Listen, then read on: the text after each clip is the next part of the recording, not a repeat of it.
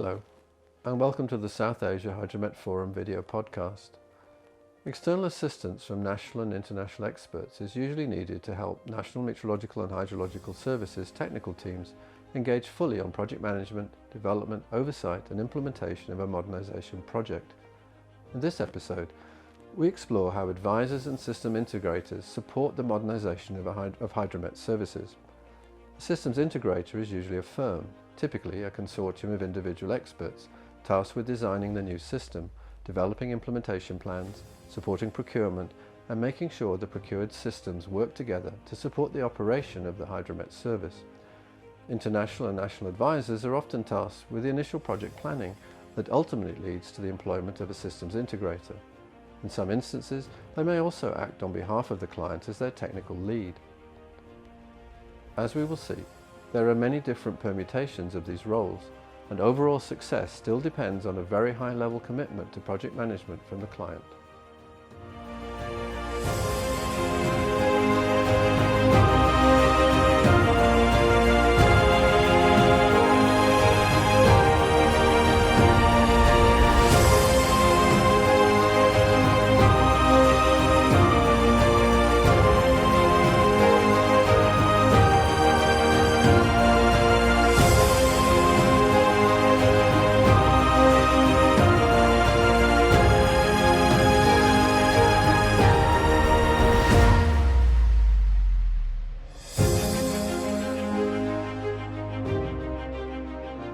First interview, Haleh Kootval, Soares and Gerald Fleming share their experiences implementing Hydromet projects.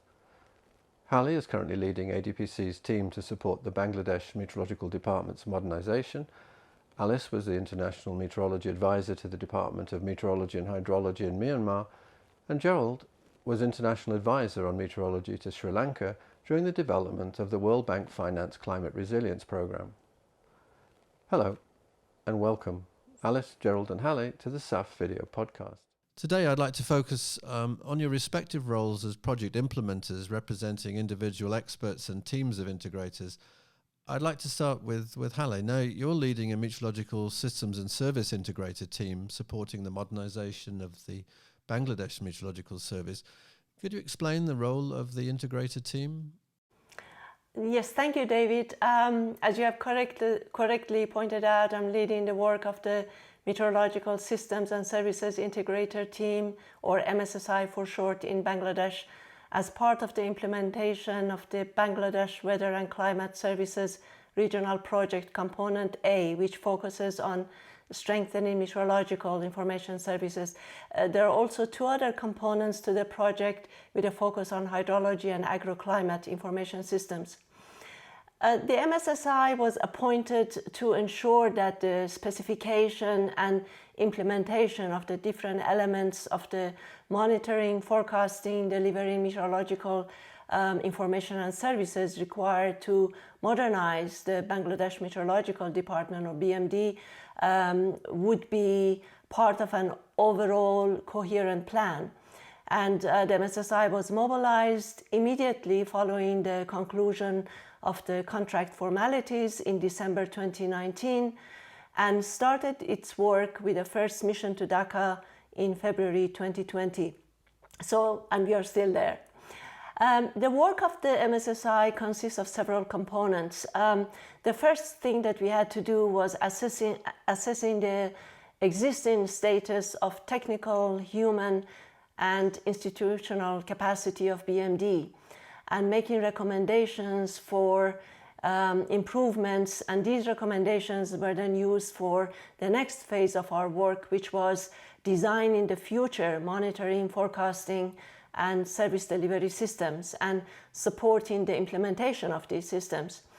A third very important part is building capabilities through facilitating a broad and well-structured training and competency development program, and actually delivering training to the staff on a wide range of subjects like NWP, forecasting, forecast verification, radar operations, marine and coastal issues, and many others. A key part of our work was also developing all the tender and bidding documents and terms of reference in support of the implementation of the project. And these systems have all been procured now. As we are entering the delivery of the systems phase, integration of existing and planned observing systems, ICT and forecasting tools and techniques is of key importance, for which MSSI will also provide full support. So this, in summary, is what we are about. Thanks, Haleh. Alice and Gerald, you both worked as international meteorological advisors. Alice, could you explain this role working with Myanmar's Department of Meteorology and Hydrology? Sure, David, thanks. My whole role as international advisor working with Myanmar's Department of Meteorology and Hydrology included leading a small team of international experts, including the system integrator, to provide guidance and advice to the Department of Meteorology and Hydrology for the modernization of their operations, products and services, and improve their quality, especially in case of severe hydrometeorological events. My main activities included work with DMH, the Department of Meteorology and Hydrology, to supervise the design and implementation of a unified weather, climate, and hydrological observing, forecasting, warning, and delivery system, prepared by the system integrator. So I was guiding the work done by the system integrator. I made the liaison between the DMH, the country, and the system integrator, and facilitated that dialogue. I have assisted the Department of Meteorology and Hydrology in updating its concept of operations based on the user requirements. So I made a number of workshops with stakeholders to make sure that all the requirements were considered. I have also liaised with the development partners and donors, and that was quite critical in Myanmar because there were a number of development partners and donors working with the Department of Meteorology and Hydrology. So I had that role also to consider their plans and their projects in the concept of operation. I have worked with the system integrator and other consultants to assist DMH in the implementation of a training and a capacity development program to support the new capacities and capabilities of the DMH. And that was particularly important because DMH was moving from a very manual approach organization to a digital transformation through this modernization process. So we had to align all the organizational change to make sure that they were aligned.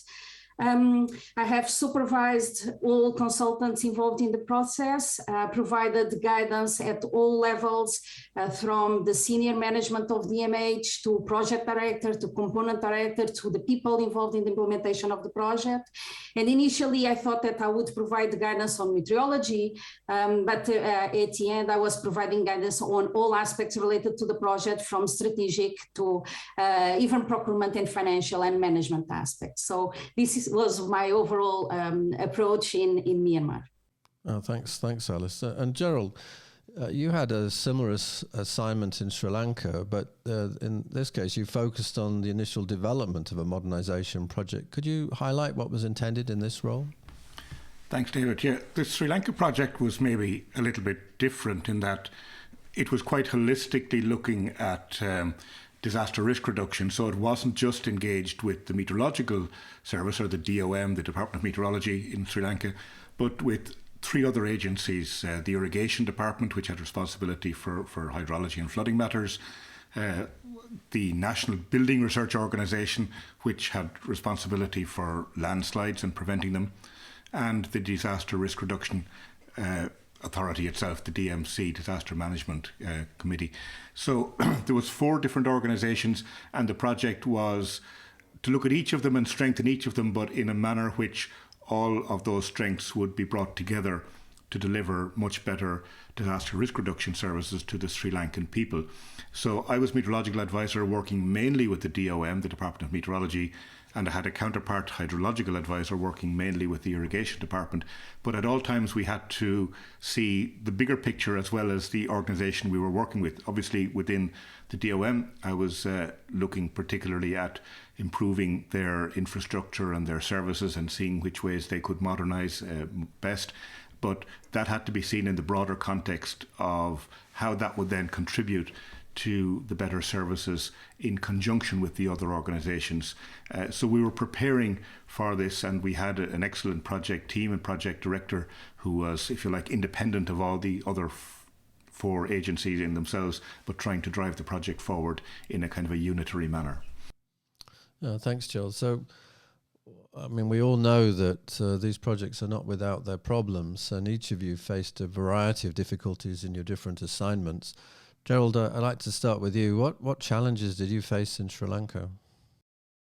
As I've said, we had four different organisations, and I think all of us who work within governments and within government circles and have done in the past realise that joined up thinking is an easy thing to say but a very difficult thing to achieve, because each organisation has its own working cultures, its own mission, its own driving force, if you like, and bringing them together and getting a kind of a common sense of purpose among them and a common focus can be very challenging and very difficult. I mean, on the practical side, there's things like data, who owns the data that the different organisations contribute to the entirety. And then there's just the way each organisation works. And even within organisations, I mean, to take the irrigation department in Sri Lanka, they were set up, as the name suggests, to primarily provide a safe and resilient supply of water for irrigation. So if they turn their attention to flood mitigation, that's a different focus, and it's a different way of thinking and a different way of using their assets, their dams and so on. So this does, all of these things require changes of culture, changes of working culture, changes of approach between the organisations and within the organisations. I think that's one of the most difficult things to achieve and one of the biggest challenges. I mean, there was, of course, within the Department of Meteorology, the challenges which are common across many departments of meteorology and so on, NMHSs across the developing world, of having a very, shall we say, manual heavy and technology light type of approach to meteorology, as many of us would have been familiar with going back 20, 30, 40 years in the more developed countries. But the developed countries have moved on to much more automation. These countries need a lot of support to make those steps which have taken decades in the developed world, and we're trying to implement them in 3 to 5 years in some of the developing countries. That's a huge challenge too. That's for sure. Alice, what challenges did you have in Myanmar? Many, David. So, and all variety of challenges I faced in Myanmar, from managing the ambitions, expectations of the client, the Department of Meteorology and Hydrology, to dealing with management, implementation issues, and even the coordination with the development partners. Coming back to the first, the managing the ambitions and expectations. So, the client, the Department of Meteorology and Hydrology, idealized with the modernization project, they would become an advanced national meteorological and hydrological service by, for example, running a global numerical weather prediction model, by having an automatic weather station in each township, and in this case was 330. So, and many other situations. So managing the expectations, the ambitions that the Department of Meteorology and Hydrology had, with the resources that they had, taking into account the human resource aspects, the financial aspects, the infrastructure required, and explain them all these processes was required. So that was a big challenge that I faced in the beginning of the project. Then when it comes to management and implementation of the project, then we had also different types. I had different types of challenges. The first one was to deal with a team that was implementing the component 2 of the project related to Hydromet, with very little experience in dealing with World Bank processes. So they were learning by doing, and that took time. And a 5-year project is always a big challenge to implement when you have a team that is not ready to start immediately implementing the various components of the project. So that was an issue. Also the fact that there was a change in the component director in the middle of the process when we reached the level of having a component director ready to implement everything and do everything. There was a change. So, and this happens often in such kind of countries that they move stuff around. So I had to start again from the beginning. So that was a big challenge. Then Myanmar is very bureaucratic and hierarchical country. So even though the project management unit thought that they had a very quick and expedite process to get approvals, this was not really the case. So everybody had to approve, and back and forward with the ministry, with the Department of Meteorology and Hydrology, not just at the level of the Director General, but also at the level of the overall executive management. So there were a lot of delays because of this approval process, even though, as I mentioned earlier, the project management unit thought that was quite good compared with the overall situation in the country. So that was an issue. Then going more to the technical side of it, even still on the management, the hiring of the system integrator is an issue. It takes a lot of time, especially in a team that does not have the experience in the procurement processes. So it took 18 months to have the system integrator on board. So they were only able to start really working after 2 years of the project start. So the remaining time was 3 years to implement a very complex project. That's an issue. So facilitating the process of the system integrator hiring is really important. Also on that context, there were a number of cultural issues involved that were a problem, really. The system integrator was hired based on paper. On everything that was written was very, very good. But then on the ground with the relationship with the client, it was difficult. So later I would provide some recommendations to improve such process. But in fact, we need to look at the overall approach of hiring the system integrator and making a proper liaison with the country to make sure that all these aspects are taken into account. Then on the technical side, as I mentioned, implementation of an Hydromet project is very complex, and providing the appropriate advice, we were expecting that advice would come from the system integrator, but the liaison, the communication was not there. So I had to make the bridge between the system integrator and the client, the Department of Meteorology and Hydrology. I would say that the Department of Meteorology and Hydrology knew exactly what they wanted, but they had difficulties in communicating what they really wanted and their requirements. So it was not clear for the system integrator to address them. On the other side, the system integrator provided solutions that were not fit for purpose because were not taking into account that requirement. So they were communicating in English, but it looked like they were talking two different languages. Mm-hmm. So I had to make that bridge to make sure that the communication was there. Then finally, the coordination with other development partners was a big challenge. So most of the development partners working in Myanmar were providing grants. So DMH was not able to really express their requirements. They were accepting everything that they were getting. And I can give you a clear example.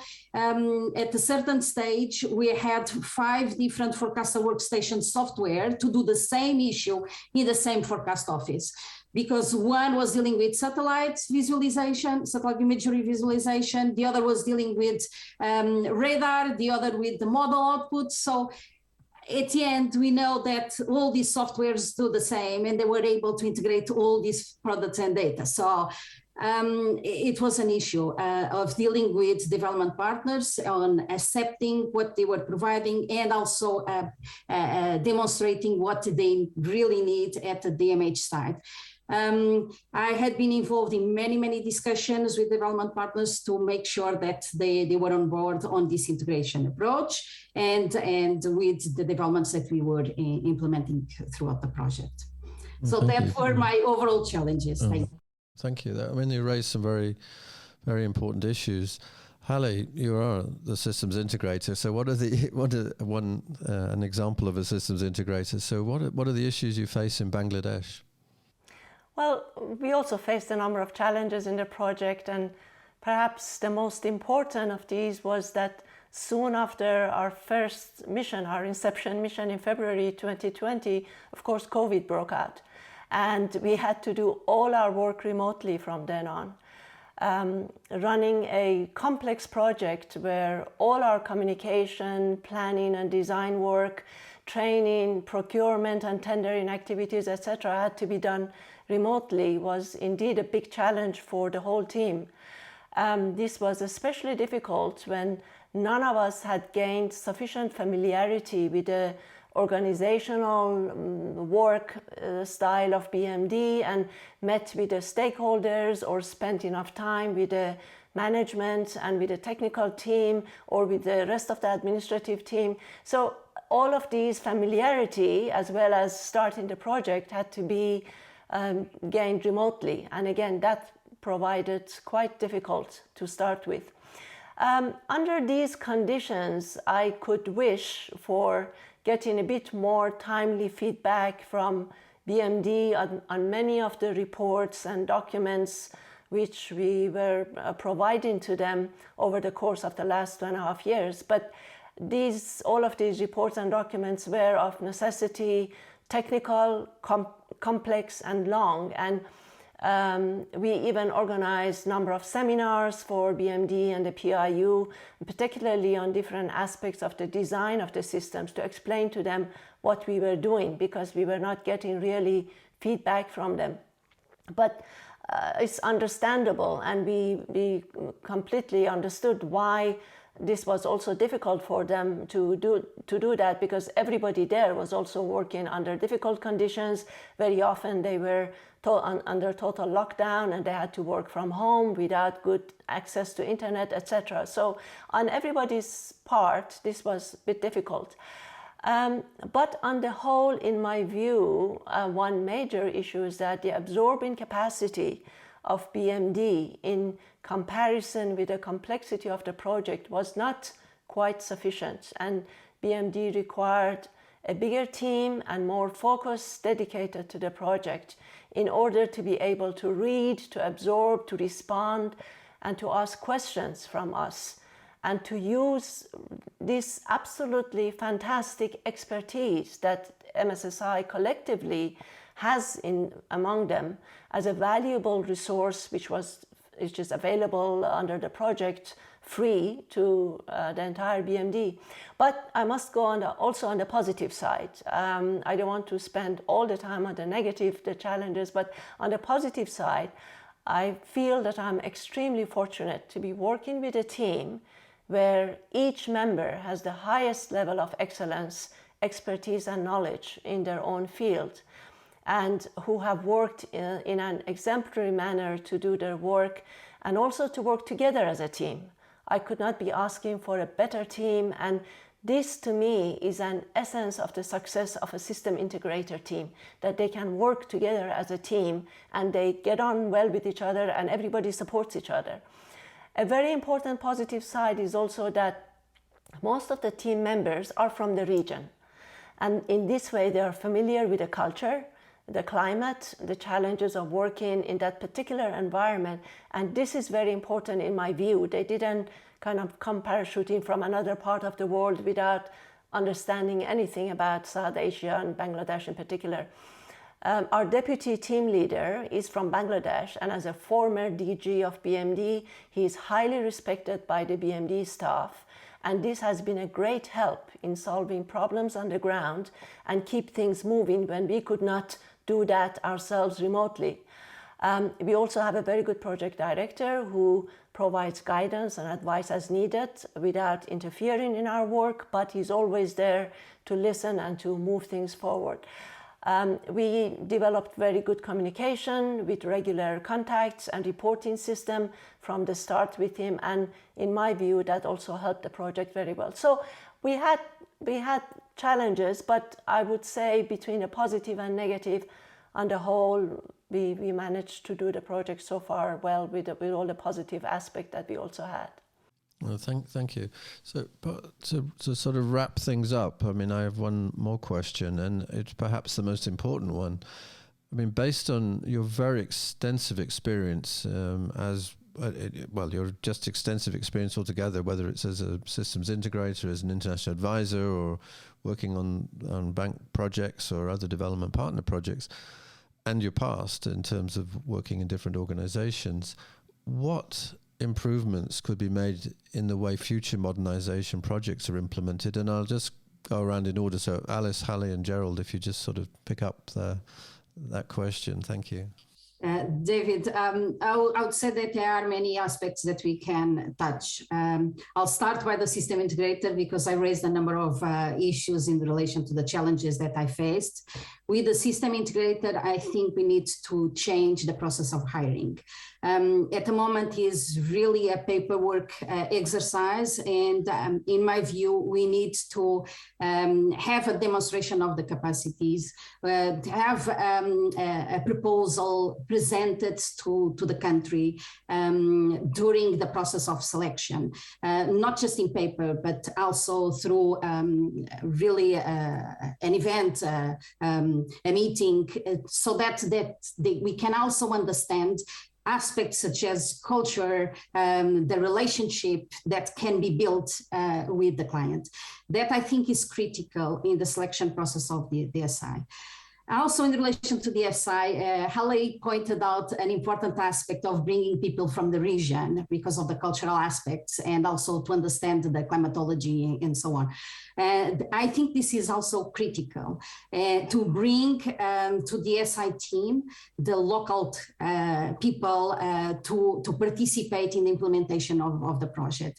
In Myanmar, in the middle of the process, we changed the team to include more locals, especially on ICT. And that made an enormous difference because we are talking about an enormous digital transformation of the institution, and they don't have such kind of skills in the institution. So it's important that we embed within the institution such kind of experts to help them going through the process. And this can be done through the system integrated. So we need to bring that component up. Then aspects also related to hiring. I was engaged in the process in the project in the middle of the process. And I think we need to bring the international advisor from very early stages or even before the project starts to make sure that there is this communication and guidance from the beginning and to facilitate these dialogues required. The other aspect that I think is important is to have a national advisor.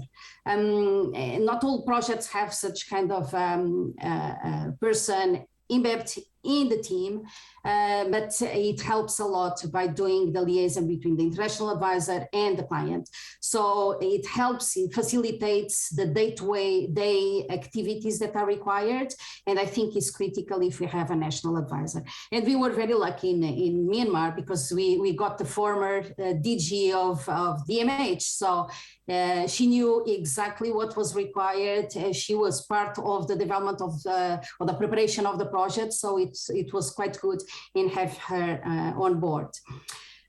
Issues that we have a little control, but I think we can encourage, is the delegation of authority, because to expedite the processes is important. We have little control, but I think we need to encourage that to facilitate project implementation. And my last point is in relation to the coordination with development partners and donors. This was done when I was on board in the project, but I think we need to bring them even before the project starts. So in the preparation of the project, we need to liaise with the development partners and donors to avoid duplication, establish synergies, and also complement the activities that they are doing. So my recommendations. Thank you. Thanks, Alice. Haleh. Well, in my view, I think a very important point is that when designing complex modernization projects, like all of us have been involved in and we are describing, there should be particular attention paid to the absorbing capacity of the host Met department. This is very, very important. Information sharing session, open and honest discussions as to what the host Met department should expect and what would be their role in implementing the project should be arranged. And the organization leadership should take an active interest, an active role in the progress of the project. And these really, I would say, development partners who start and initiate these projects, this is something they need to bear in mind, and before starting the project, they should do this. Assigning 2 or 3 people to the project who at the same time are also involved in many other activities in a Met department, and often they are running also other projects, because all of these countries, they are running multiple projects from multiple development partners. And also they also have to do their own day job. A lot of them are senior forecasters who have to do shift work. This is not the best way to facilitate the project implementation. What we need is a real focal point, and not just in name focal point, who then would dedicate 100% of their time to the project and would be available full-time to work with the systems integrator. This is essential for the smooth running of the project, and this is where some of our bottlenecks happen, because we know that these people who are assigned to work with us, they are senior staff, and they've got many other activities and duties who also have to do. Another point which I mentioned already, and also it goes back to what Alice said as well, is in the composition of the team. It is very important to bring together a team of individuals who are known, with a proven track record of expertise in their fields, but also their personalities, and also for their reputation to be able to work together as a team and deliver as a team as expected and on time. And as I said, I think our MSSI team has been excellent in doing this. I would also recommend, one last recommendation is to make sure that the team has at least 1 or 2 members from the host country and from the host Met department. This we proved to us, especially as we were forced to work remotely. Without this, really, we would have been in great jeopardy for being able to communicate properly and push our work forward. So these are a few points from my side. Thanks, Haleh. Gerald? Thanks, David. I think one of the things from the development agency's perspective is to be more realistic about timeframes, because none of these projects can take place very quickly. And unfortunately, development agencies have their own timeframes in terms of spending funds or taking funds from here and moving them to there. And sometimes the projects can get artificially constrained in time because of that. But it's a long-term business to take a Met service at the rather primitive stage, in the sense that we would see in many less developed countries, and bring it to a developed stage.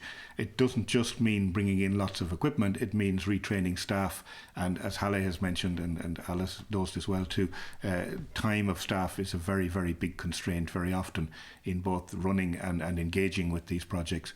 The other thing you really must have is positive, not just buy-in, but enthusiasm from the very top, because you need champions in each organisation you're dealing with who are prepared to push it through. Of course you need local people working with you, and I was fortunate, as were Haleh and Alice, to have an ex-DG in the case of Sri Lanka working with me, and it was excellent to have that person.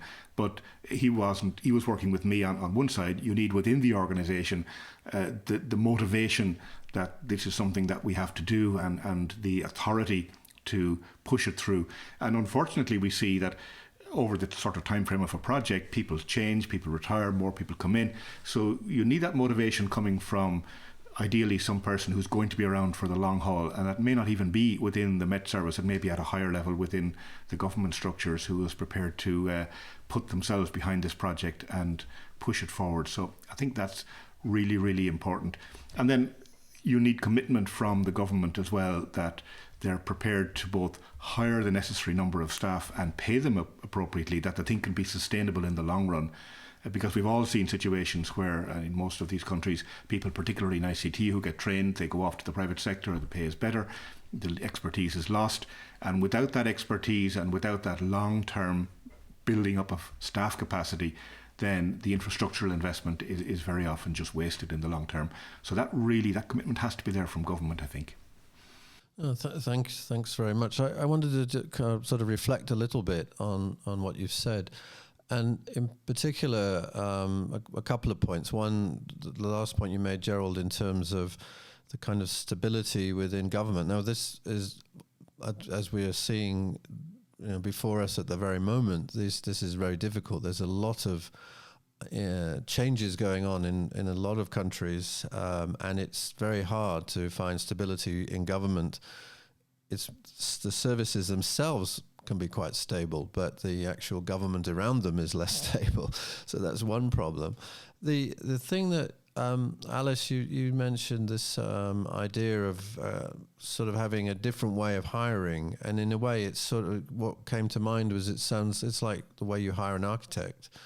I mean, basically, you have a competition to actually really bring the architectural firms to see the client, to talk to the client, to then make a presentation on the way they would go about solving their problem. And I think maybe there's a lot of merit in taking that approach.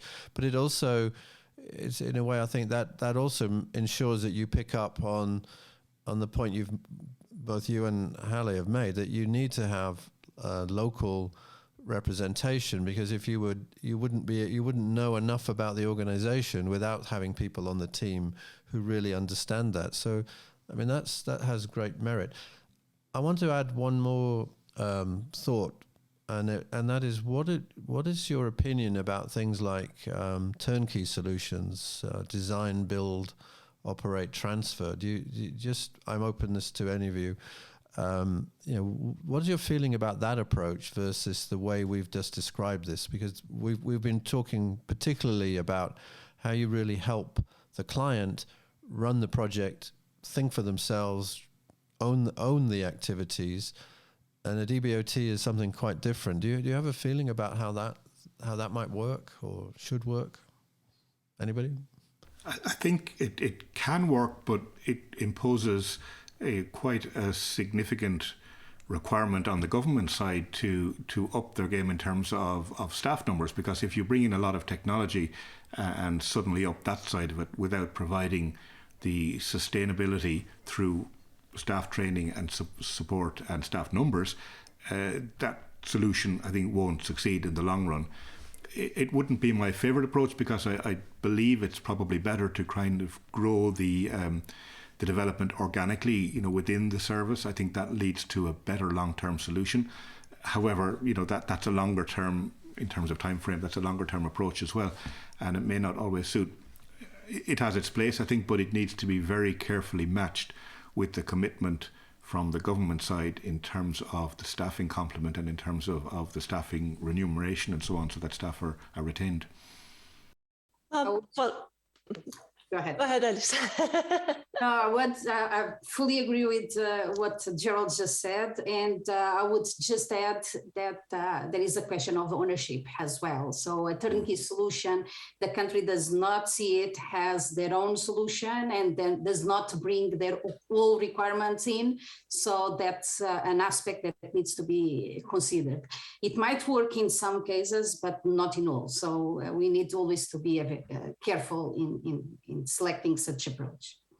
Over to you, Haleh. I think it is okay for places where you have nothing in place and you're starting from scratch. In Bangladesh, we could not have a turnkey solution because there's already so many systems are in place. You are trying to modernize, upgrade systems. We are not there to throw away what they have and start putting something new in place. We had to. They have got an ICT system, they have got a whole observing network, they have got a forecasting system. We had to examine and assess each of these separately to see what needs to be added to these to really bring them up to a much more modern level. So I don't think that is a solution for countries where they have got already a functioning and relatively good position Met service, but for example, I was a long time ago involved in a project to rebuild the Haiti Met service after the earthquake, when everything was razed to the ground. There was nothing. And so the way they went about it was to advertise for a turnkey solution, and that worked there because they had to really bring in an entire new system and put in place. But I doubt in any of the projects we are talking about today, this will be really a good solution. Oh, thank you. And finally, I'd just like to thank you for sharing your experience with us today. It's been really enlightening, and I really appreciate your time. Thank you. Thank you. Thanks, David. Thank you. Pleasure.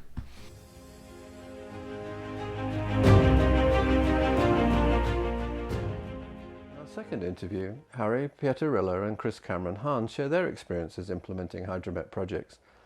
Harri led the Finnish Meteorological Institute's team that designed and implemented the Hydromet system for the Department of Hydrology and Meteorology in Nepal, and Chris was International Hydrological Advisor to the Irrigation Department in Sri Lanka.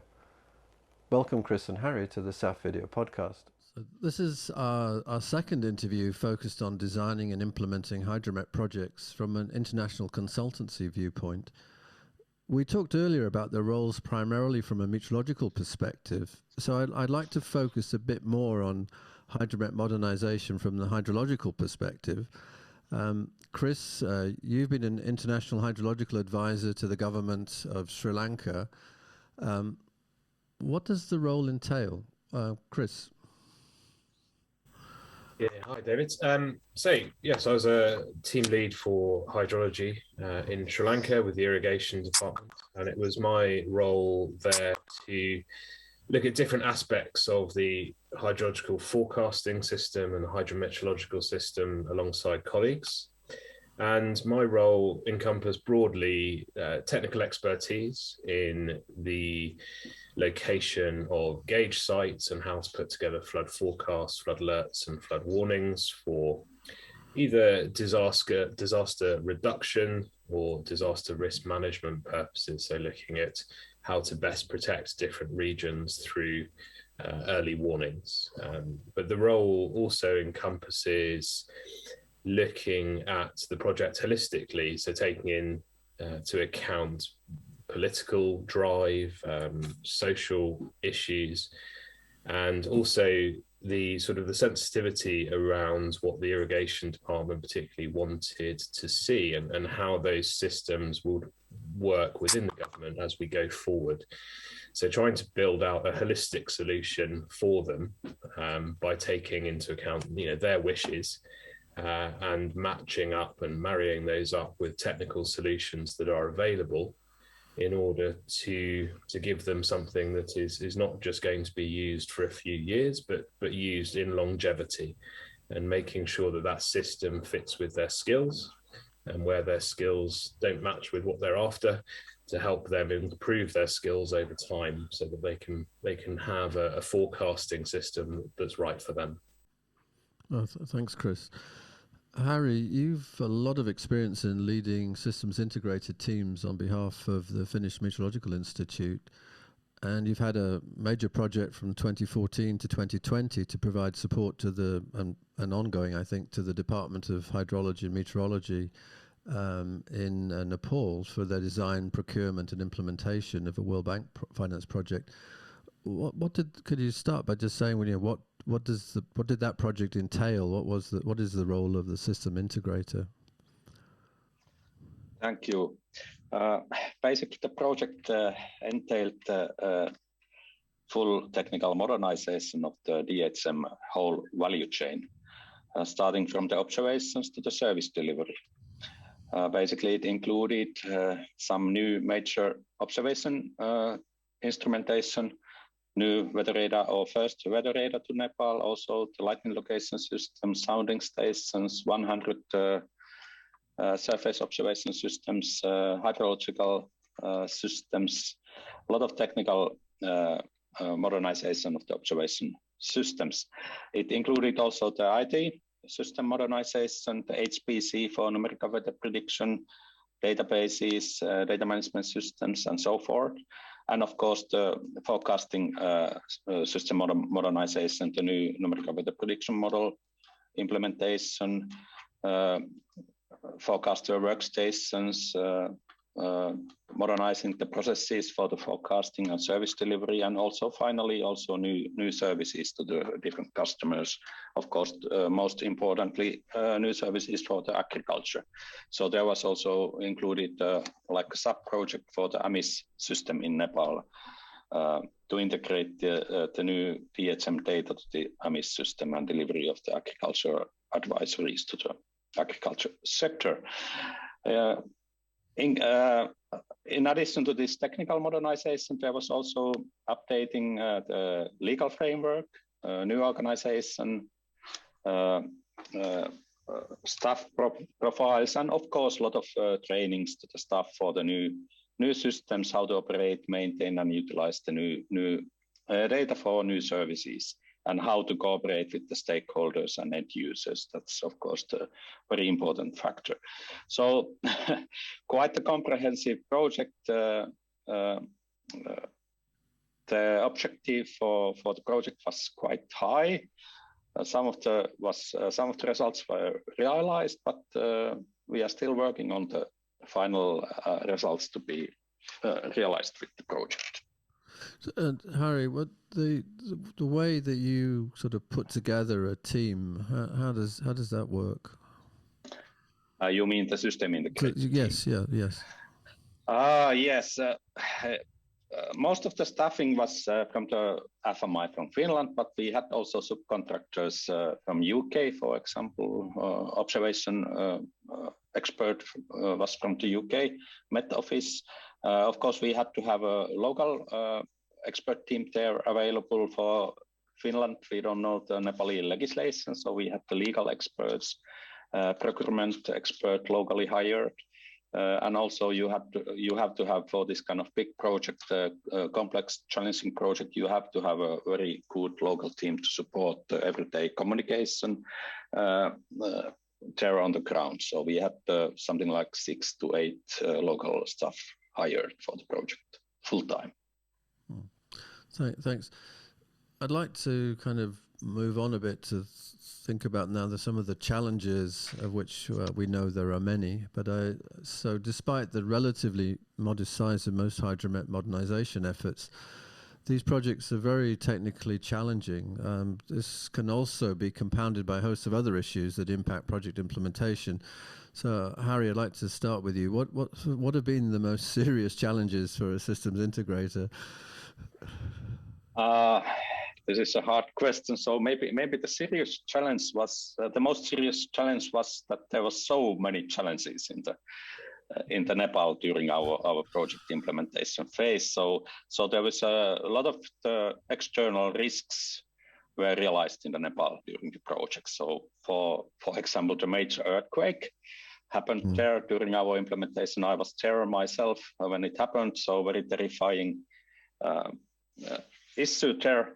And of course, there was a lot of delays because of that. So you couldn't have any missions, flights was not possible. And of course, the Nepali government focus was for the aftercare of the earthquake. So it was, I would say, at least 1 year delayed because of that. There was also a lot of political turbulence, for example, with India and the blockage, the India blockage and fuel crisis, a lot of delays because of that. Of course, in Nepal, there was also a new constitution, or the first constitution was approved there in the Nepal, and also changing the whole of the governmental structure, decision-making, all of that was changed and had quite a major impact also to the DHM. Basically, we have to revise our organization plan after the governmental decision, how it should be organized. So this kind of challenges, external challenges that had the impact to the project. Because of these external challenges, also the project implementation was having challenges because of the earthquake, political turbulence, all of that. When we had the tender out, nobody bid for that. There was too high risks for the companies to bid for the Nepal. I believe that was the major issue there, not having a lot of companies bidding for the Nepal because the risks were so high, I believe.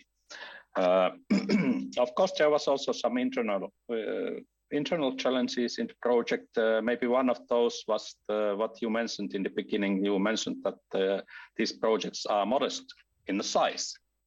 They might be modest in a size for if you think about the World Bank perspective.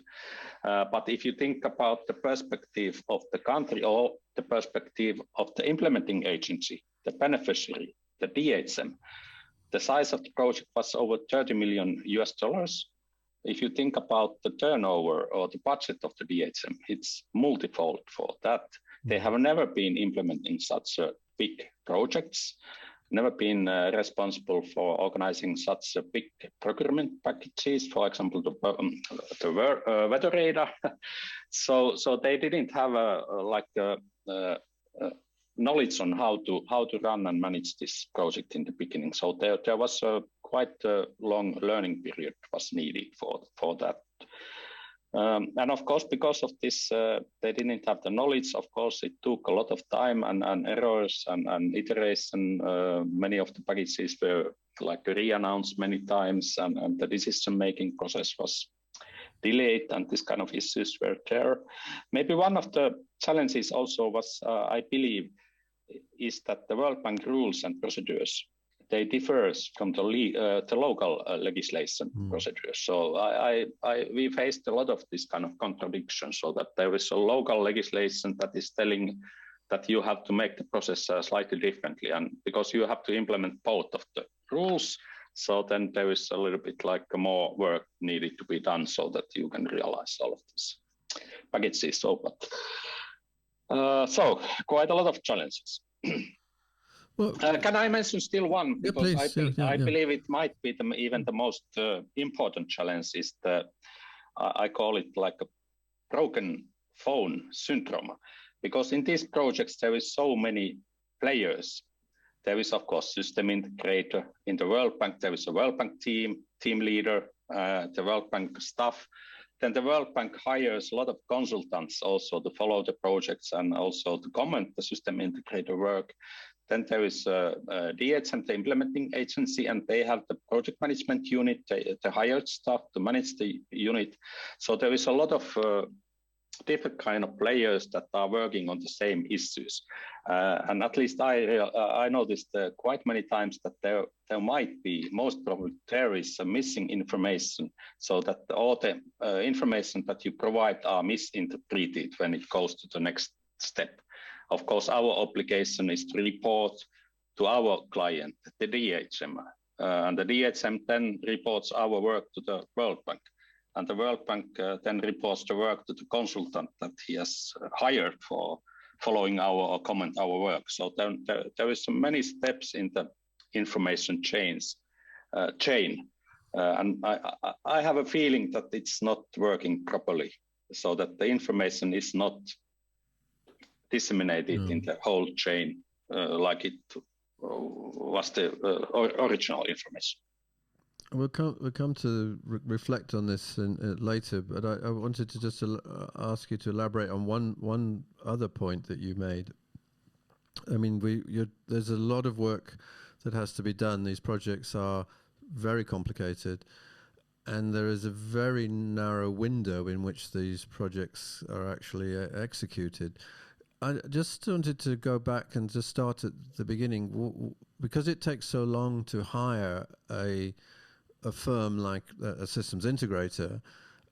You're already starting kind of on a difficult position, because you're not at the very beginning of the project. You're somewhere already into the project, and then the end is almost in sight as you start. And would you comment a little bit about that? What would be a more realistic kind of time scale for projects? I believe this was originally planned for 4 years or something like that. When they hired us, it took already maybe 1 year. So you have only 3 years left. So the 4 years is definitely too short for this kind of projects, for this kind of beneficiary institutions that have never implemented this kind of projects. This size of the project and the complexity, and also international tendering. So they don't have like I said, they don't know how to do it. So it's too short. They need the learning period first. Yeah. Maybe they need 1 year to learn all of the procedures and how to make it happen, how to make the evaluations more quick, and how to make the selections more quick, and this in this way to make it more efficient. So the World Bank project lasted. There was 2 extensions. So I believe the World Bank project from the World Bank side ended after 6 years of the project start, but we are still implementing the project, because now they have the technical facilities, they have been delivered and taken into or implemented, but still the DHM doesn't know how to utilize the data, how to operate, how to maintain. So they need still support to fully utilize what is implemented there in technical point of view. The weather radar it's totally useless if the DHM or the beneficiary institution doesn't know how to maintain, operate, and most importantly, utilize the data for the better services. You need at least 1 year, I would say, is needed after the technical installations and implementation is done. At least 1 year for this kind of training and capacity building, so that they truly benefit from the technical infrastructure. Good point. Chris, what challenges you perceive as an international advisor? Well, if it's all right, just before I say that, I just wanted to agree with Harri there about the training and capacities. It's often I've experienced it as being one of the major roadblocks of sort of full adoption of systems. And it's the thing that takes the longest. You can buy in your systems, you can buy in your international expertise, but you can't buy in qualified local staff with the expertise and experience to run the system, digest the information, and make good decisions. And it's interesting as well, you say about, how long do you need before you start? And one of the things I spoke with Andreas as part of a different sort of conversation was about trying to embed expertise before the official start of the international advisor role. So having that friendly face, that international consultant there to help guide the procurement process and understand what the potential implications and problems that will be experienced before implementation even begins. Because oftentimes you get there and the project is not actually what you thought it was going to be, and the level of data or understanding is not where you thought it might be, and then you have to unpick it. Whereas if you had a sort of someone there for maybe a year, as Harri said, before you start the project, and that person is I said to Andreas, he's like a trusted friend to the DHM, someone they believe in, who they've had experience with, who can advise them on how to best get around some of those issues. I think would be really important and quite beneficial. In terms of the challenges, I mean, you had an earthquake, Harri. I had a terrorist incident in Sri Lanka in 2017, which obviously set things back. And we probably shouldn't mention the pandemic, which is obviously caused a lot of issues as well. But the issues really span every part of the implementation, from political and legal. We had a general election, I think, as part of our project implementation. So our entire department heads and financing just went out the window and was replaced by something different. So you have to adjust track on that. And what we sort of learned from that was you don't want to commit yourself down a certain corridor until you really have to. You want to leave the implementation as open and flexible until you really have to pin down the final solution. And I would hope that would help people like the systems integrators and the meteorological colleagues to develop along their systems at the same time. I think the biggest one for me was the realization that budget constraints were not real in terms of capital expenditure for the implementation of the project. The greatest concern was the cost of the operational expenditure after the project had finished. And there was a real concern over how you would implement a solution that they could afford to run into the future. And that influenced not only the sort of the procedures and headcount in terms of operational personnel, but choice of software, choice of system, choice of supplier. And that kind of did work in a funny way, as you said, Harri, about the World Bank procurement side versus local procurement. And we had a particular one about how you procure gauging stations and level monitoring and flow monitoring systems with local suppliers who could maybe do the job with some support versus the international supplier of some of those systems that are much more expensive and required ongoing maintenance and support costs to do. And there's a real concern, legitimate, I would say, because of previous implementations, where those sensors were brought in and had broken because often you're in extreme conditions, extreme localities with no sort of maintenance training. And those systems were almost unused just 3 or 4 years after implementation. So there's a real sort of fingers burnt feeling within the irrigation department that perhaps that wasn't the right way to go. And they're very cautious, therefore, about what approach you take next. Yeah. I'd like to kind of go on to talk about, you both have a really extensive experience, and given that we expect that there will be a lot more Hydromet projects in the future, South Asia and elsewhere. What changes would you recommend for future projects? Let's start with Harri.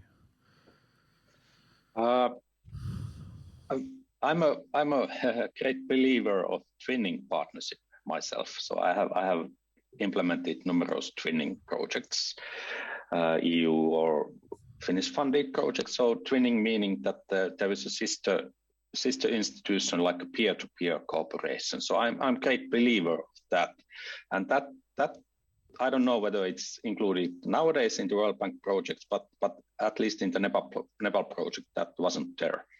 In a way, FMI was the twinning peer to the DHM, but when you are hired as a consultant, system integrator consultant, the role is different. You are not the twinning partner, you are consultant, hired to do the task. So that's not the same. So I believe this kind of element would be beneficial, would be a great asset to the World Bank project also, so that there is not only one person, like Chris, you mentioned, that that's a good idea. At least one person who is trusted like a partner to the beneficiary organization. A trusted partner who can not like a consultant but truly a partner, and even better if it's an institution like some of the more advanced Hydromet service who supports the DHM in its modernization work.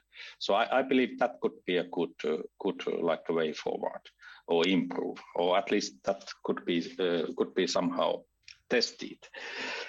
And that can be used only in different ways. So how to manage the project, the procurement, because the most advanced Hydromet services, they know how to run the big modernization projects and how to handle the international tendering and so forth.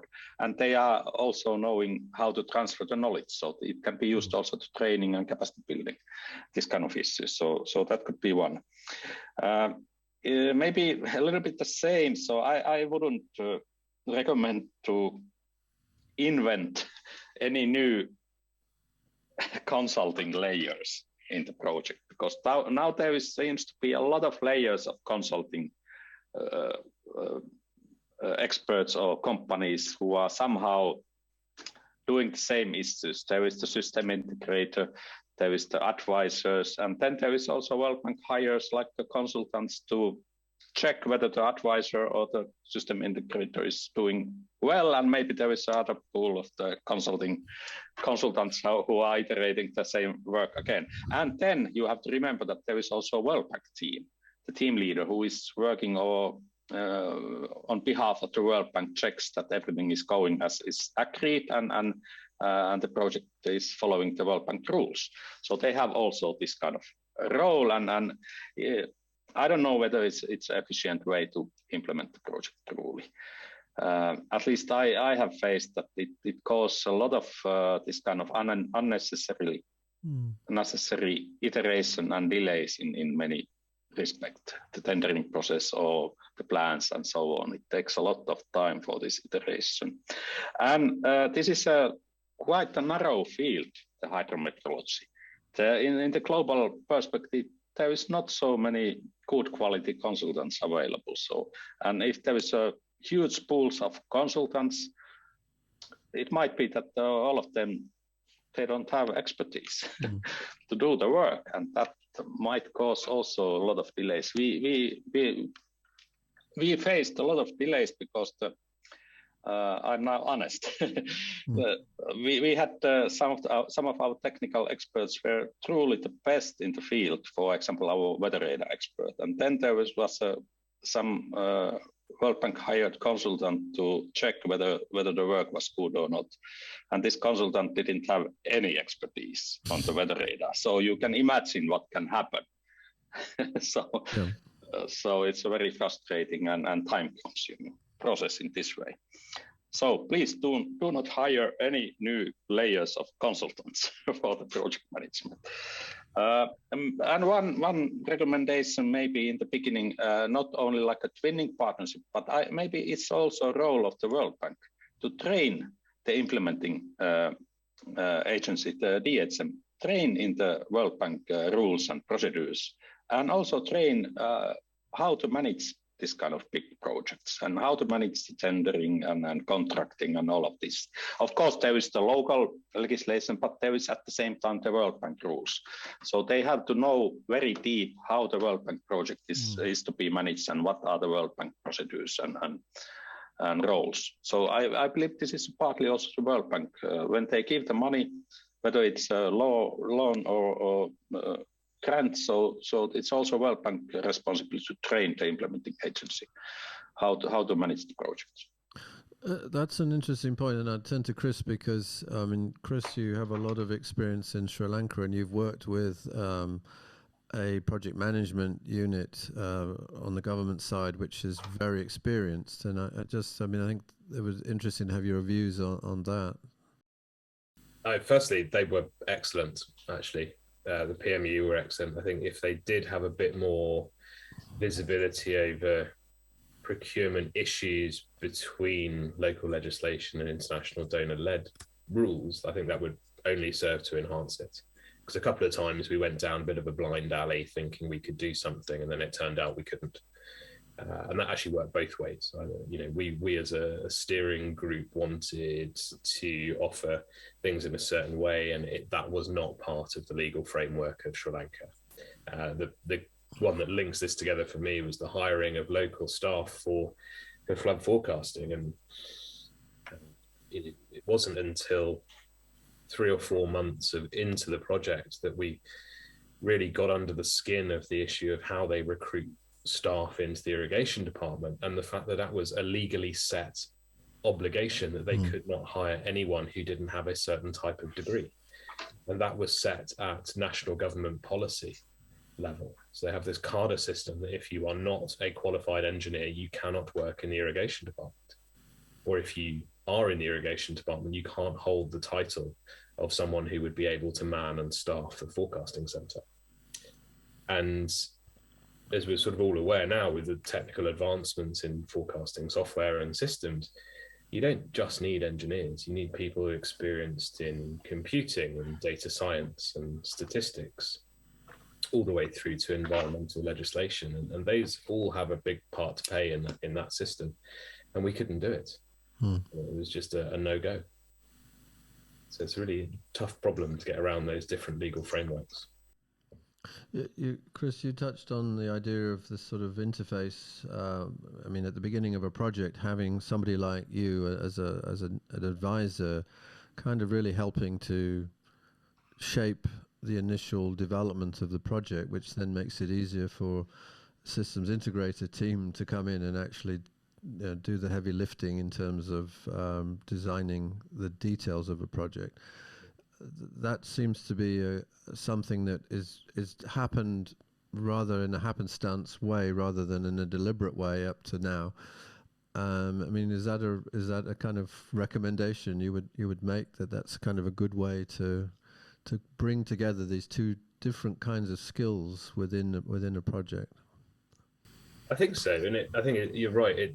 I sort of ended up in that role because I had already been there for 18 months supporting on a different job, and I was known within the government as, you know, I moved my family out there with a child of a very young age, and we committed to living in the country and being part of that country.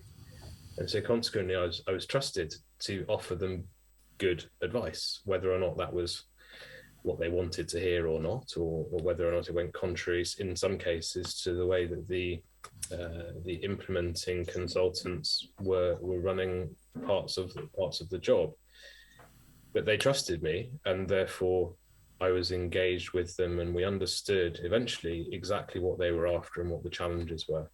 But that took a long time, and that was a good year of hard work and just going and speaking to the relevant people and ensuring that we understood what exactly it was they wanted. And I would like to see it more and more, not least because there is an opportunity in some cases, and I haven't seen this, so I'm sort of hypothesizing in a way, that where you have experts or purported experts, as Harri mentioned, who come in with this all singing, all dancing solution that they say is great, there's not always the expertise within the recipient country to identify where that's not correct. And without someone on the ground walking them through it and asking difficult questions and supporting them in areas where they don't have their own expertise, to unpick where that choice of system, that choice of approach would lead them down a path that ultimately may breach their operational expenditure limits in the future. Particularly thinking about software solutions and software licensing costs, they often come in with a nice free period to get you in and give you the sensor, but then you have to buy a subscription. Some of those questions they might not think to ask because they don't have the experience. So having that trusted advisor there who sits somewhat independent between the World Bank, between the recipient country, between the implementing consultancy, perhaps, you're the center of that triangle to help ensure that it all goes in a smooth direction. And your focus, or my focus certainly, was on getting the best value, getting the best result for the government.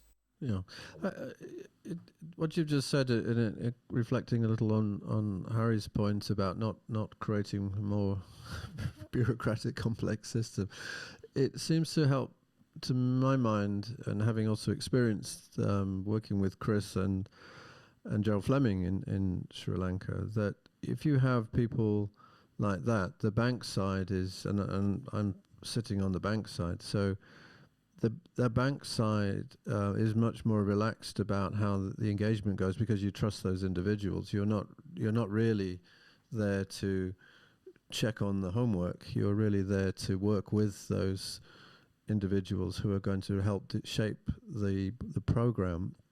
And I think that also then translates into trying to address this issue when you have a team of experts. And it's the point, it was made actually by Haleh in the last interview with the team that she's leading in Sri Lanka. I mean, the individuals are the experts in this systems integrator team. They are, as individuals, the best known in their field, fit for purpose for the job, and therefore you're not going to find somebody who's going to know more than them.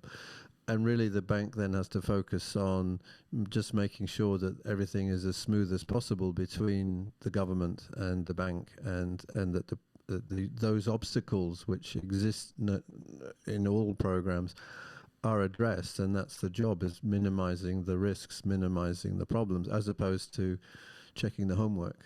And I think that's something that's a kind of, to me, a take-home message, is that, you know, future projects, we should think very hard about how they're structured. And what I wanted to reflect on another point that was made by Soares in the last interview. She said, you know, maybe when you hire a systems integrator, it should be a kind of two-step process, that the competing firms who want to be systems integrators are basically pitched to the government their kind of offer before we get to the point of developing the proposal, and that leads to then an opportunity for the government to see, do they like these people? This is the team, right? This is the team of experts, and then you create a more of a kind of sense of connectivity with the team you're hiring,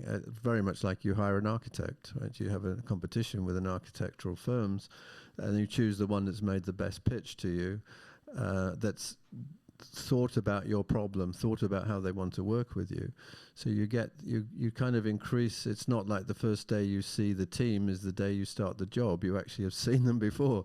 You have a chance to say, well, you know, I really like these people, or I don't, and this will work with us, and it'll have the right mix of national participation, international participation, and so forth.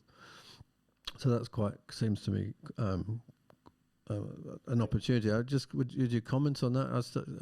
Harri, with you, do you feel that might be a good way to go? Could be. Yes. That's good. That's of course everything. The trust. If there is no trust, so it doesn't matter how good your technical expertise is. So then it will not work. It will fail, I would say. So our case was in Nepal, for example, that they knew already us. So there was a trust already. We have been worked as a twinning partner already, I don't know, for 4 years maybe before the system integrator started. So that wasn't any challenging point for us. So maybe one of the issues was if you are talking about the trust, is that because there is so many like players, and maybe there wasn't like a common trust, so that each of us trusted everybody. Maybe there would be a need. So in the beginning, when you start having the project there, the World Bank project coming, so some kind of, I don't know how to make it happen, some kind of trust building, workshop or something like that, so that everybody can speak. What is the aim of different partners for this, or what they are looking forward? What is the truly that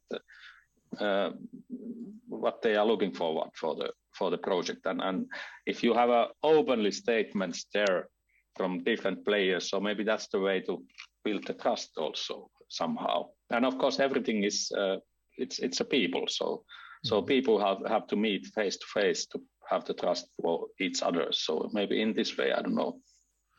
But the trust it's a very important issue. Yeah, I think what you've said though, it's basically what we're trying to do is we're trying to build a team, right? A team is made up of all of these different players. The SI, maybe an international advisor, the country team, the country technical team, the bank team. They're on the same side, really. We're all trying to, play on the same side in the game, and I think that's what we sometimes don't realize, and why we haven't done that. And that perhaps is a very useful thing to recommend, that we really do have that team building at the beginning, and that would perhaps help substantially improve the efficiency of the program and work better for everybody and make it more efficient for everyone involved. So that would be very useful. Well, thank you guys very much. Your insights are really very informative, and I hope very helpful in our future planning and programming. So thanks to both of you. Thank you. Thank you. It was a pleasure to participate, and hopefully this continues. Yes. Yeah. Thanks a lot, guys. Thank you. Thank you. Bye-bye.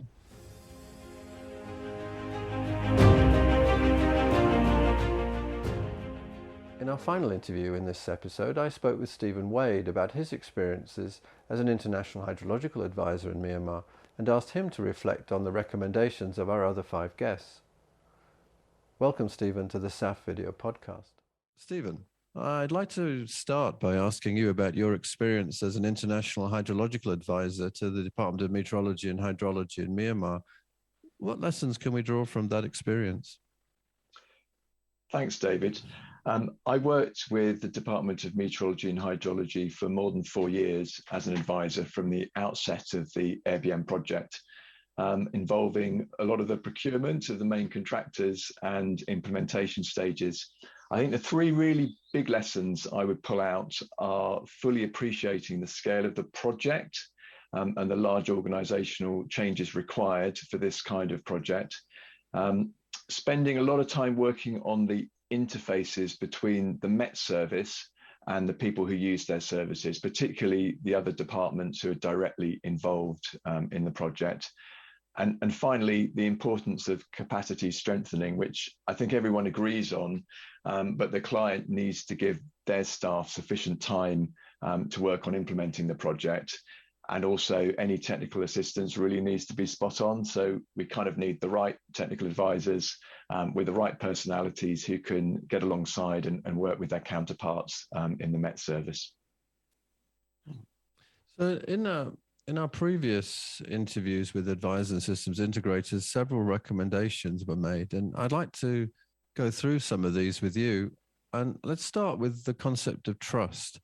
How do we build trust among all the actors involved in the modernization projects? I think as a major Hydromet project is a huge investment. It involves kind of commitment to long-term operational costs as well as large capital expenditure. So there's a need for trust between a wide range of stakeholders. So everyone is orientated towards the same goals and vision for the future of the Met Service and hydrological services. I think some positive aspects which I experienced on the project were around the use of very well-respected national consultants. We were lucky to have the former DG of DMH on board, working on the client side with selected international advisors that were really kind of fighting the Met Service's corner. And when I say sort of fighting, I just mean working really hard to meet their goals. And that means sort of getting the right high quality equipment, ensuring value for money, but also sometimes pushing back against development partners or consultants. For example, if they're really keen on installing proprietary software or hardware that's going to involve a kind of lock-in for that organization for many years to come. Another aspect is really getting the right technical experts on the project to work alongside DMH colleagues.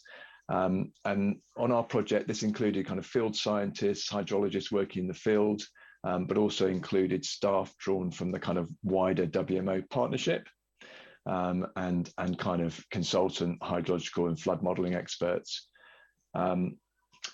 Lots of other areas as well. I could go on, but I think what was quite interesting on the flood side was the idea of building a bit more of a national supply chain for embarking on kind of major flood hazard mapping and impact-based flood forecasting programs. So that's building the relationships with national hydrological survey contractors and others who hopefully will support the Met Service and hydrological services for years to come.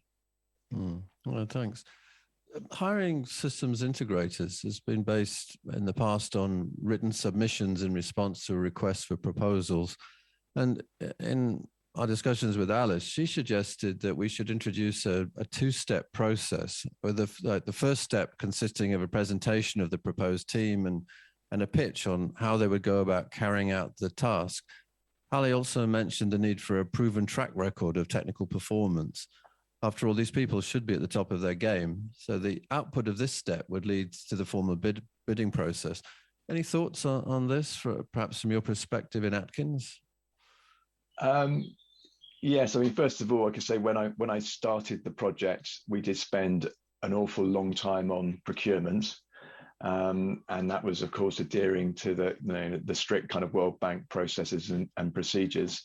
But as a consultant at Atkins, I would say that we would never be awarded such a large contract like a Hydromet big project, unless we were interviewed. And for us, that's normally post-tender.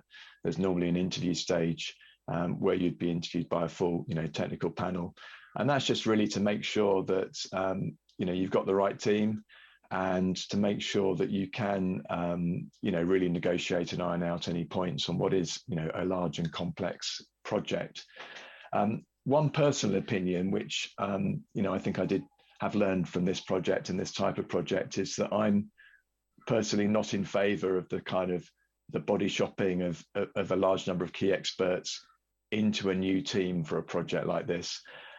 So, I think it's great if bids and teams can demonstrate the evidence that they've worked together on similar projects. And, they're all going to be, working for the benefit of the National Met Service and Hydrological Service, and all sort of working in the same direction. It doesn't always work with a lot of body shopping. So that's certainly a personal view. No, I think in a way that reflected Haleh's point. You want a team and you want a proven track record that they have worked together. They do work together. They actually know each other before they start the project, which we've seen otherwise. Harri mentioned the idea of twinning partnerships, peer-to-peer cooperation, and we brought this up in our earlier writing on approaches to modernization. But so far, the approach has been part of bilateral arrangements rather than funded through the World Bank and other development partners, bank type development partners. What are your views on this approach? I think bilateral arrangements with peers, with sort of leading global centres and through the WMO partnership can be really effective. I think it's a win-win relationship when you can find, individual experts with experience working in their own services who've actually got the time to commit to that relationship over a long period. And I think in Myanmar, we saw some really nice examples of that, with support from the Norwegian Meteorological Institute, for example. And it's just that, if you build up those relationships over time and you spend time working with counterparts on a day-to-day basis in their operational roles, that really, really does work well. I think in other parts of the world I've worked, sometimes there are things to watch out for. For example, some of these relationships, sometimes, they may want to use very particular software, which isn't the perfect match for the receiving institution. And sometimes there's a strong interest in writing research papers around the development of services, which is great, but that's not the main goal of the National Met Service receiving the support. So yeah, in the right places at the right time, it is a fantastic approach. Good point. The length of projects and the absorbing capacity of meteorological and hydrological services are linked. So projects tend to be too short, so the operational benefits of the modernization are sometimes not fully realized because the staff are not sufficiently trained to take on the new capabilities on their own. What do you think we could do about that? I think it's a really hard problem to deal with when, the banks are keen to disperse money fairly quickly, and modernization can take a very long time. One thing I think could help is building up the national capability and the national supply chains. For example, in Myanmar, there needs to be a national flood hazard mapping program, and impact-based forecasting across the country. And our project did pilot some work, and we're showing some, really good signs of success. So I think in future projects, I'd want the National Met and Hydrological Service to develop the capacity to coordinate and manage such a program going forward. And then future projects, perhaps funded by other donors or other grants, could develop the full geographical coverage of flood exposure and vulnerability and risk data that's needed.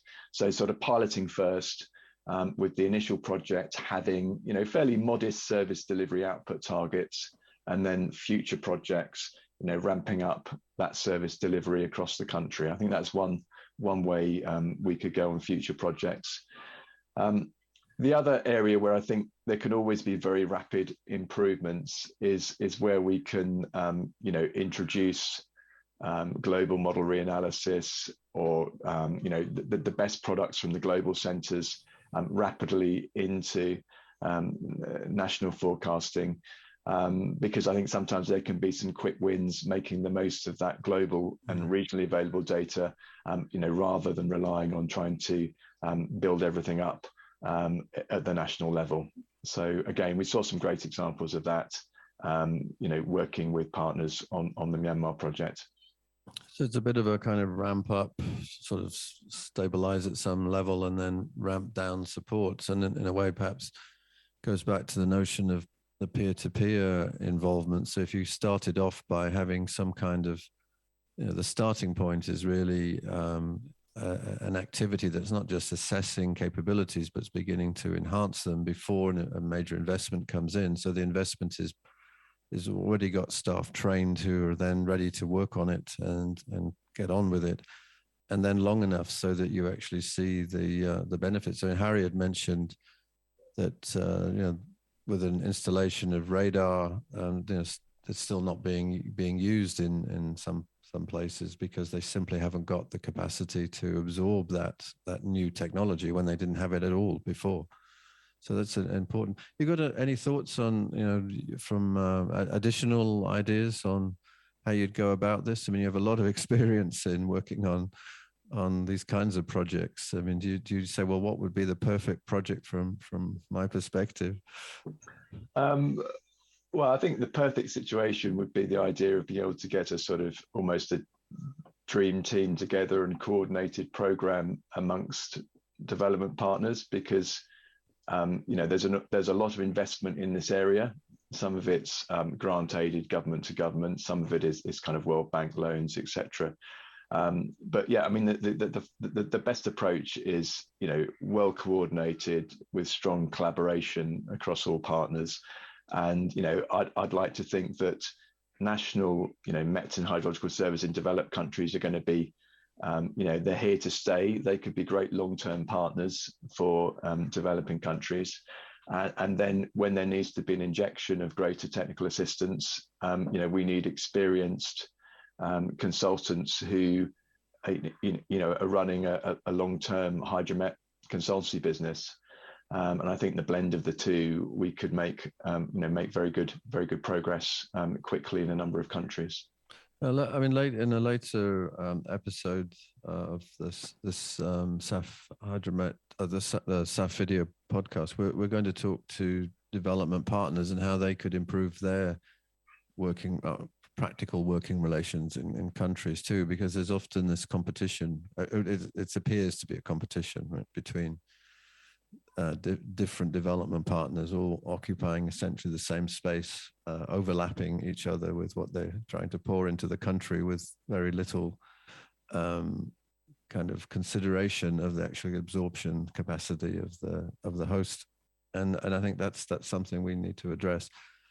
Stephen, you mentioned the issues of proprietary software, and this is becoming a big concern, and we see this in many different activities.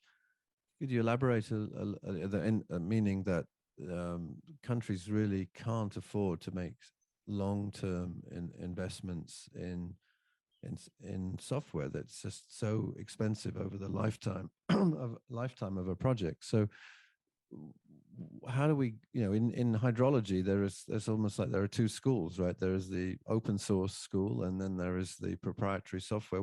As a hydrologist, what's your sort of professional opinion about the different types of systems available, and is it better to, from a technical point of view, to go down the path of proprietary software or licensed software, or is it as good to take an open source approach and minimize your cost?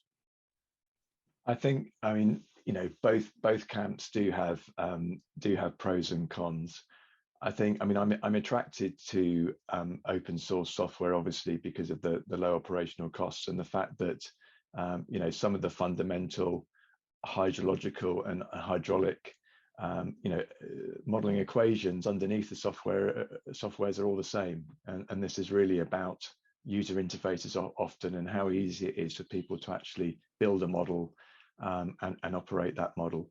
So, I think that what I'd really like to see is that, where there is, high quality proprietary software, that, it's made available at a very low cost for a decent length of time, so that people can benefit from that. But I think that we want to build staff in Met Services with the skills to be able to use, a range of products. And as long as they're not, paying twice for the same thing or competing too much with each other, then there's probably space for, a fair amount of open source software, plus occasionally the need for a more proprietary system to have a slicker interface and perhaps long-term support. Sometimes I reflect on what we actually do in our own private businesses in the West. I mean, we, for example, with GIS, we use ArcGIS in the business, and we pay for that. But actually, most users of GIS will be using QGIS, for example, which is free. So, perhaps in my company, we have thousands of users of QGIS and maybe just hundreds of ArcGIS. And at a smaller scale, it may be a bit more like that. But the specialist center, the flood forecasting center, needs to have some proprietary software to have a reliable 24/7 service. But actually, perhaps the flood modeling program more generally, and the other management of spatial data can make much more use of open source software. And that's of course American products, HEC products for hydrological modeling, and QGIS and other free software for processing data. Ironically, most of our hydrologists, we use R and we use Python. So we don't. They're both free to use. And if you have expertise in these kinds of codes, then you can pretty much do any hydrology you need to do, and you can process large amounts of climate data. So it's slightly a rambling answer, David, but I'd also promote the kind of general strengthening of coding skills in Python and R, so people can make choices about what code they pick up. No, I mean, that's such a very good point. It also touches on this, the broader issue of what skills should you be promoting in hydrological institutions, meteorological institutions. I mean, it's not the traditional observe and forecast and measure. It's really got, there are a lot more skills that need to be acquired, and we need to think about that in planning projects, that we need to really build up those kind of basic skills so that you are a really competent, intelligent user, if not a developer, but at least you know what the codes do rather than just simply black boxes in front of you. Well, absolutely. I mean, I'm a strong believer that we need sort of hydrologists with field experience and who know about monitoring and recording data in the field. But increasingly, we need hydrologists who are data scientists who can assimilate and manage large amounts of data. And looking forward in the long term, I don't see we should be building the same skills in these projects as we use in our own organizations, and we look for and at the moment great hydrologists with data science skills are are like gold dust. It's a great profession. There's lots of work to do, and that's what we need to be building in these countries as well. Yeah, super. Yeah, that's a really good point. Anyway, I'd like to just thank you very much for sharing your insights today on the SAF Video podcast. Thanks, Stephen. Great. Thanks, David.